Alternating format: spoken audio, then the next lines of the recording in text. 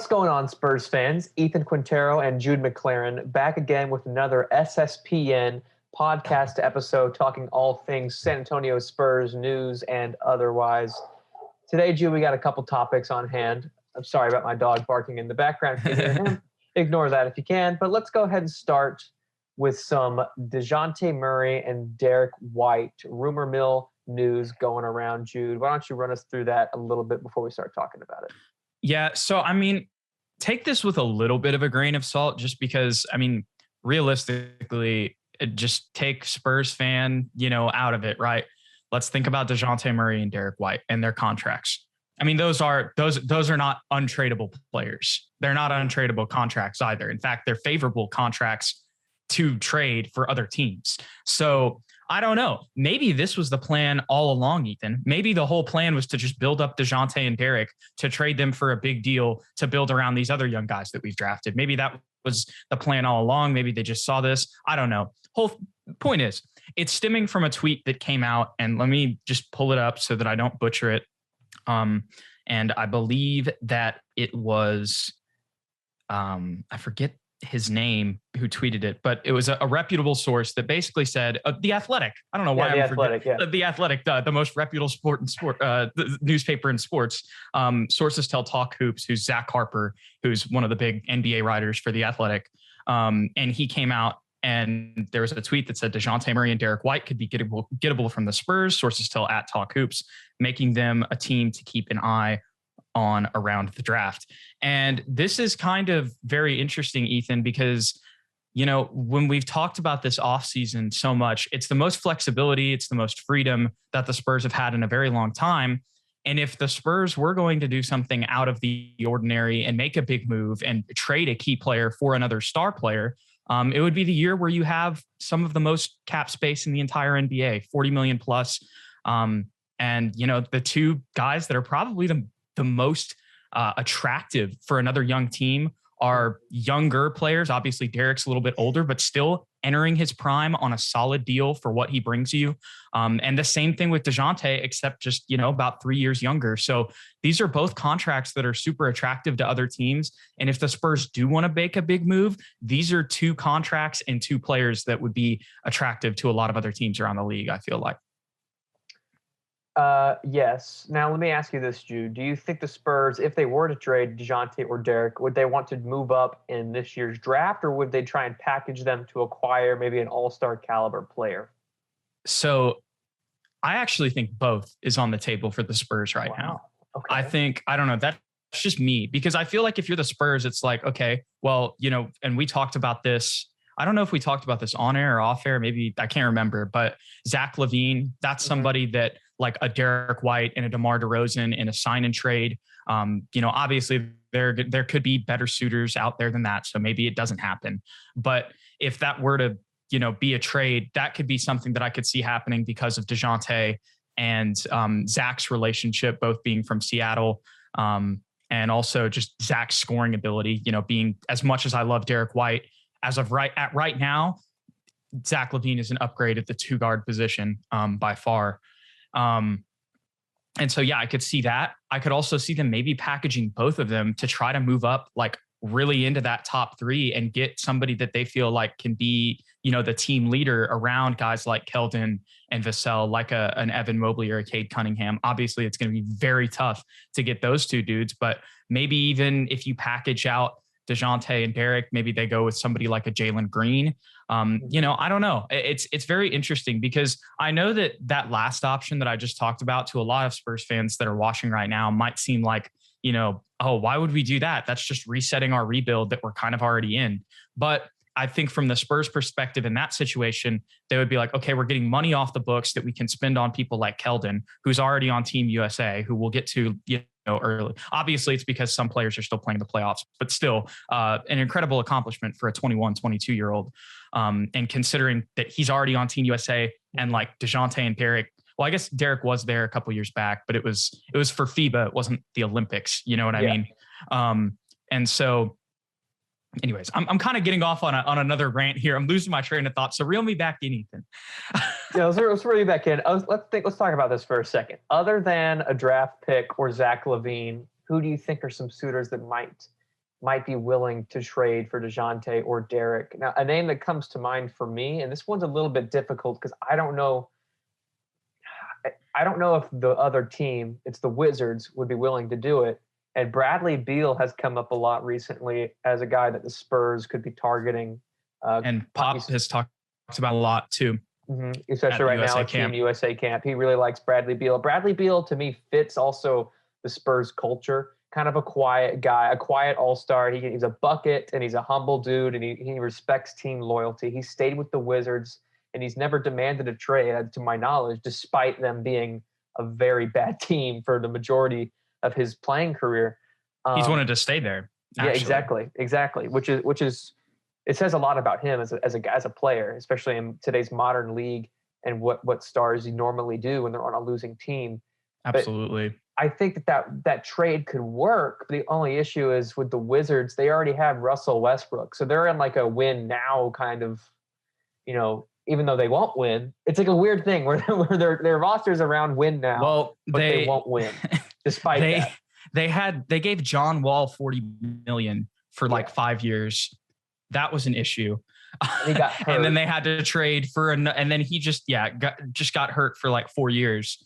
And then they just had to trade for another $40 million contract, and that's how you end up with Russell Westbrook. Yeah. So they're in a rock and a hard place. But the Bradley Beal, I don't know if we probably have to give up both of them for Bradley Beal. Would you think? I don't know. See, that's a very interesting, because it's like, do you want to clog the backcourt? You know what I mean? I don't know if Washington's the best place, because unless they're going to send Russ somewhere. Yeah. I don't know if either of those. That's the difficulty of it. And then if they're trading for, because to be honest with you, I don't think Dejounte and Russell Westbrook, that's not going to work. Well, that's not going to work for the Wizards. So that basically means that you're trading Derrick White for Bradley Beal, which is not going to work. No. Yeah, the reason I said that instead of maybe Zach is I feel like with Zach you're going to have to give up a lot more draft capital, because I think you have to give draft capital up in either, because even if you're trading Derrick White for Bradley Beal, the Wizards are going to be all right, we're going to need a lot more than that, Yeah. I don't know. Yeah. I feel like there's a lot of teams that could probably offer, way better. What if the Pelicans, hear me out on this. What if the Pelicans are hey, we'll sign and trade you Lonzo and Brandon Ingram for Bradley Beal. You know what I'm saying? Yeah. If I'm the Wizards, I'm taking the Pelicans deal. I'm not taking Derrick White.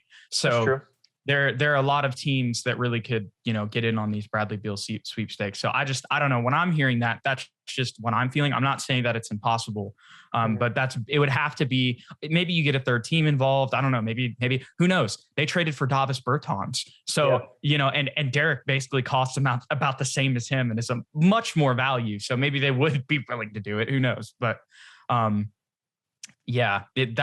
the only way that I feel like it would work. And literally, I feel like the only advantage that I'm if you're the Wizards in that situation, you're okay, we're going into a rebuild and this is the first step, Yeah. And I don't know if that's where they're at in their franchise. I have no idea.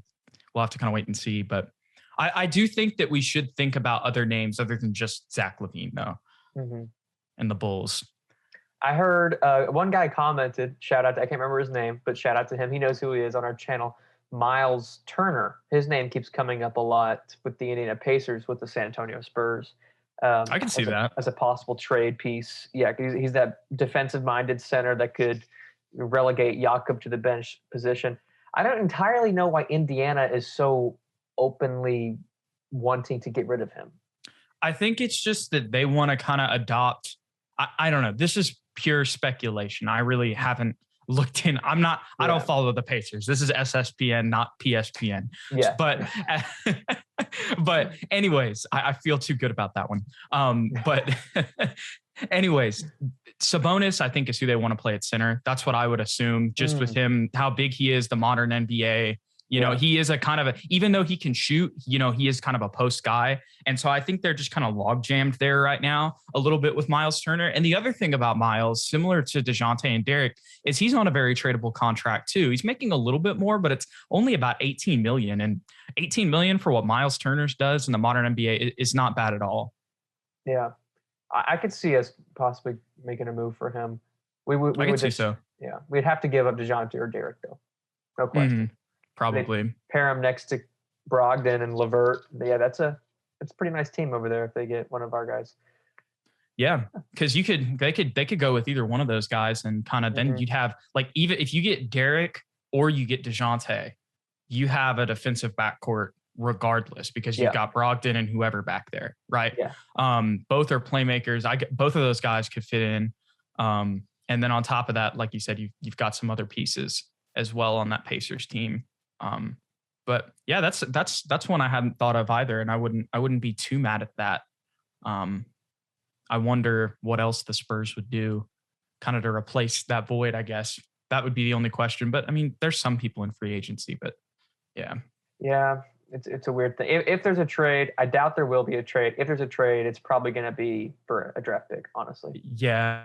I think that there could be a trade for a big player, but that would be, I see both. I see both as feasible options, which is kind of goes back to the beginning of this conversation, where once again, this just reiterates the point that this is the most freedom that the Spurs have had in an offseason to really control, their destiny in a long time. And that's just another example of it. They have the ability to go after that draft pick, or they can try to, win now, because with the cap space that they have, it's not really going to matter. They don't really have anything to lose right now. You know what I mean? Yeah, I do. All right. Anything else about Dejounte and Derrick, or should we move on to the next topic? I mean, maybe we can just mention a little bit what was just your reaction to seeing this? Like, were you surprised? Were you just saw it and were like, how did you feel when you saw it? I wasn't surprised. It makes sense. The Spurs, neither Dejounte nor Derrick are in a position right now that they would be untradeable. As an organization, you have to, keep your doors open as far as that goes, because neither of them have made an all-star team. As much as Spurs fandom likes both of them, they love them to death. In the whole grand scheme of things, as far as the NBA is concerned, they haven't done much. So I wasn't surprised. Now, my first reaction, though, was if nothing's going to happen, because in typical San Antonio Spurs fashion, our front office is going to say their asking price is probably going to be too high for another team. How the Spurs value Dejounte and Derrick will be much higher than how the Chicago Bulls or Indiana would value Dejounte and Derrick, in my opinion. So I don't know if a trade would go through just because of that. Yeah, I feel you. I was a little bit surprised just because those contracts and whatnot. But like after when I first immediately saw it, I was like, wow, I wasn't expecting to see this today. I wasn't expecting, that on my timeline. But after I think about it for 2 seconds, I'm like, okay, let me read this.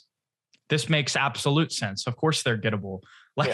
You summed it up perfectly. Like in the grand scheme of things, unfortunately, they haven't really done much. Yeah. They're just promising young players who, Dejounte is getting better at a jump shot. And then Derrick's a pretty good shooter, and they're both just really good defenders, to be honest. Like that's the for certain things that they are. So they're hard-nosed players that could definitely help and contribute on a team that has championship and they're affordable. And they're affordable.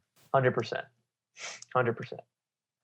All right, let's move on to the Will Hardy discussion. Will Hardy, everyone knows, was the assistant coach for how many years? 2 or 3 years? 3, I believe. 3? I think. Yes. But he had been, I think he was in Austin. He was the Austin Spurs head coach, I'm pretty sure. So he's been in the organization for a really long time. So he's been groomed, and he's been learning from one of the greatest coaching minds of all time, and Popovich.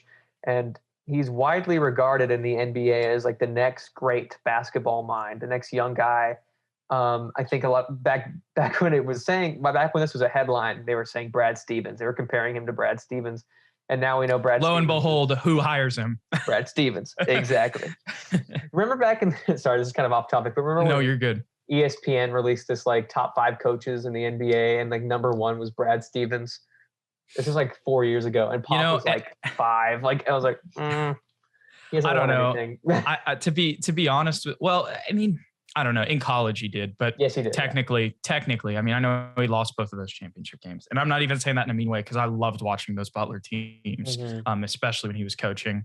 So I kind of got it then. I'm not gonna lie. I loved watching Gordon Hayward at Butler.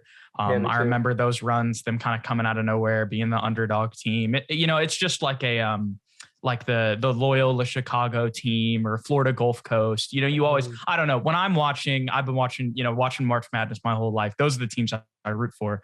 And I don't know, I was kind of on the Brad Stevens train. I liked him a lot. I thought he was a cool guy, and a really smart coach. To be honest with you, I kind of thought, I was like, maybe this guy is the next Pop. I really thought that for a little while there, but there's been a lot of issues in Boston. I don't know if all of it can be blamed on him, but we'll see. We'll see how he does as a GM. And I think that Ime Udoka and Will Hardy being on your coaching staff is, all right, let's just fill our staff with Pop proteges. I don't think that that's a bad idea at all if you're the Boston Celtics. It's not a bad start to build your coaching tree around Popovich, people. Honestly. Yeah. And Will Hardy will definitely be missed on the San Antonio Spurs coaching bench. But in all honesty, we'll probably find the next Will Hardy. And then he'll get hired away by somebody else, and we'll just be disappointed again. Yeah, always seems to happen that way. It was Ime Udoka was like 3 years ago, So Mike Budenholzer before him, and then Monty Williams, right? Even Taylor Jenkins. Yeah, every head coach in the NBA. No, I'm just playing. Yeah, a lot of them. No, but there's so many look. I can't believe I'm forgetting his name right now. Quinn Snyder, Blake Ahearns, even the assistant for Taylor Jenkins on that Grizzlies team. The list goes on and on. He wasn't a coach, but Steve Kerr was exactly underneath Pop. Yeah. Yes. And I mean, well, he has a very close relationship with Pop. So yes, he does. And we still have Becky Hammon. We talked about Becky Hammon going right before the show started. A lot of people wanted her to get a head coaching position. She got pretty far with Portland before they hired Chauncey Billups. That's who they hired, right? Chauncey Billups? Yeah, Chauncey Billups. Her time is definitely coming. She's definitely qualified. Is she still under contract with us? She'll be back next year, right? Yeah. She'll be back. So we have Becky to hold down the fort and possibly replace Pop down the road. Who knows? But yeah, what's your opinion on all that, Jude? Just on like Will Hardy, Ime Udoka, or Becky Hammon?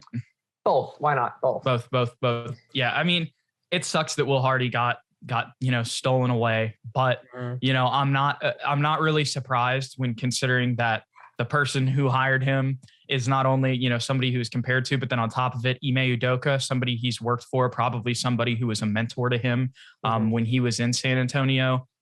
Is it really like when you see who he's hired by and how it happened, it's like, okay, I'm not surprised. This is going to be a great job for him. He's going to, work with Jason Tatum and Jaylen Brown and try to really, maybe get a good core around them, maybe get them some help on the inside. And that's going to be good for him. So I hope that, he finds success there. And that's just another place where, his career progresses and who knows, maybe in the next 3 years or so, Pop retires and he comes back and we can give him a little bit of karma and hire him back. I don't know.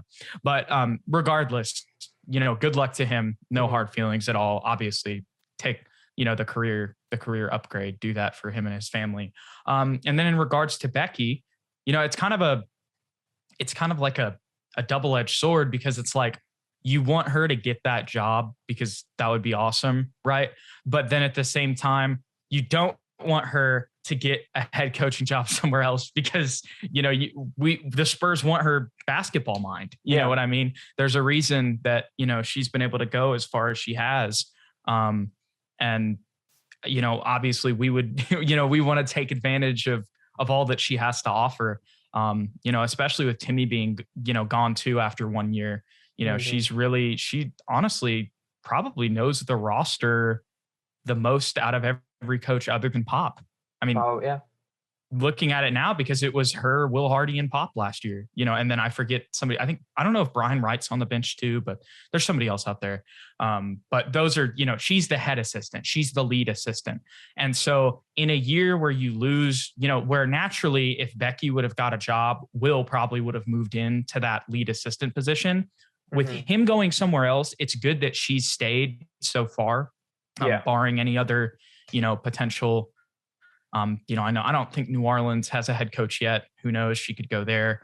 I really think that could be a spot for Becky, just with the whole Zion thing. And, but anyways, that's besides the point. But I'm happy she's still with us, and I hope that she becomes our head coach after Pop. Obviously, if it's somebody else, I'm sure that I won't, the Spurs will, do what they do. And they'll find the next Will Hardy or somebody, that'll be a good basketball mind. But just in regards to Becky, I'm glad we still have her, because I don't know, there would have been like a lot of the problems this year and issues we had with kind of, Pop's coaching. So I don't know. We'll have to see. I think she's a little bit more small ball, and I know she has a really good relationship with Dejounte and a lot of the young guys. So, I think it's just important for her to have around also, when you consider, just like from what I've seen, like Popovich is super hard nosed, you know what I mean? And look, from what I've seen too, like Becky's not gonna, like just let you do whatever you want either. That's for sure. But I know that she also is able to, relate to players in a different way than Pop's able to. So I think that's super important to have. And I'm really glad that she's going to be back. And I hope she's here for a really long time. Yeah, continuity is very important, especially for a young team. So having her back and building those relationships will go a long way. Let's move on to Keldon Johnson. Yes. Being promoted to the actual USA basketball team, at least for now, like you said, until some of the guys that are currently still playing in the finals decide to make a comeback and they show up. Keldon on his way to Tokyo. That's a beautiful picture. That's a beautiful picture. Yeah, congratulations. This is the best one. That is, okay. Is that really? Is that real? That's real. That's real. Wow, man. Big body. That's real. Yes. Okay. So, yeah. Pause, but that is a big body. And no hate either. Y'all get it. Yeah. Spurs fans understand what we're talking about. No, hey, I like that he's wearing number 40, though. I'm sure that humbles him a little bit. Yeah, what a weird number. I guarantee you he's out there playing like a fullback. He's got a number like a fullback. That's why. Is he going to be playing tonight? Do you know? I think he's on the roster. Will he play? I don't know. Hopefully we get up by 50 in the first quarter so he can get some minutes. No offense. Look. Nigeria, no hate. We just want to see Keldon play. Yeah. It's all over. Salute the flag. Have you seen those memes? Oh my God, no. Dude, I'm loving those memes right now about USA basketball where it's it's Zach LaVine dunking on a guy whose country doesn't even have running water, and everyone's like, oh my God. That's so bad. It's so funny though. No, but it's good. It's true. Good. Yes. I love USA basketball. Now they have Keldon Johnson. Wait, is this other than because Derrick didn't play in the Olympics? He was on like the FIBA games, like you said. Yeah. When's the last time a Spur has been on the roster? Probably Timmy, Tony, Manu. Yeah, Timmy. Probably Timmy. 04, because he's the one that lost to Manu. Timmy was on that team. He was on the teams after that though too. I think he wasn't didn't on play the that 08 much. team. Really? Mm-mm. Was he on the 12 team? I think he was on 12. I'm gonna look this up. I'm pretty sure he wasn't. Pretty sure he just played once. USA roster. You may be completely right. That would be the most Timmy thing ever, bro. Did it once, lost to his teammate, and then never did it once, again. Lost to Manu. That's so funny. Yeah, he was like, "This is embarrassing." I'm super stoked for Keldon Johnson, dude. No, I am too. Yeah, he wasn't on the 2012 Olympic roster. I just looked it up. Yep. Wow. I knew that was true. Yeah, Keldon. But he's better than Tyson Chandler, though. That's what I'll say. Should have been on the roster. Yeah, that was a weird. He probably just opted out. But. Probably. It's Tim Duncan. Yeah. I'm super excited for Keldon, dude. It was great seeing Spoelstra and a couple of the other coaches complimenting his game. I didn't see that actually. You didn't see that? Spoelstra, I saw the quote. I can't remember exactly what he said, but he was just talking about how his fiery attitude and his willingness to learn and come out and give 110% in practice.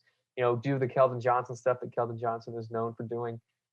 So I'm excited. He's making a name for himself, and the rest of the world is finally going to see a San Antonio Spur that can jump and run and dunk And he's going to scream after their dunk. Yeah. No, first time ever. So I think at the beginning of this podcast, like whenever, or not, well, this is a podcast, also YouTube show recap, whatever. At the beginning of this, of SSPN, I think that I said that Keldon Johnson had the highest potential on the team. Obviously, how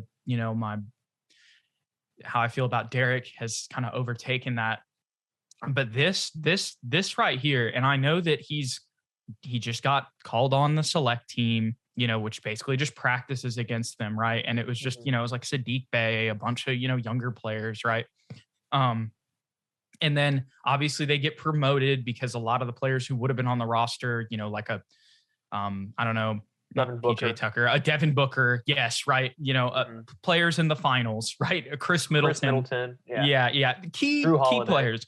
Right. A potential finals MVP in Devin Booker. You know what I mean? Right. 30 a night in Devin Booker. But still, they're on the roster. For him to do this at 21, I'm fairly certain he is still 21 years old. That's just crazy. He's obviously got the highest potential on the team. I know that I've talked about Derrick as much as I can, but this right here is making me realize I'm like, wait, no. Yeah. Keldon is ahead of both of these dudes. Like, and at a younger age, you know what I'm saying? So yeah, I think he's going to be our guy. He's going to be kind of the next, honestly, I really think he's going to be the next face of the franchise. That's what I'm getting from here right now. I mean, he's got the highest potential on the team. I think he's got the highest ceiling. I wouldn't be surprised. I would not be surprised, Jude.